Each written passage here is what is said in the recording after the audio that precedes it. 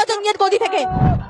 মমতা বন্দ্যোপাধ্যায়ের পুলিশ আজকে বাংলাদেশ দূতাবাসে যেতে দিল না, এটা প্রমাণ করছে মমতা হাসিনা সমস্ত স্বৈরতান্ত্রিক সরকার ছাত্রদের আওয়াজকে ভয় পায়।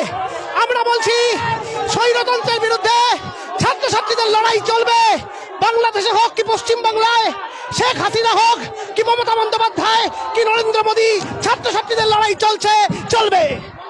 আজকে আপনারা দেখতে পাচ্ছেন মমতা সরকার বিন্দু মাত্র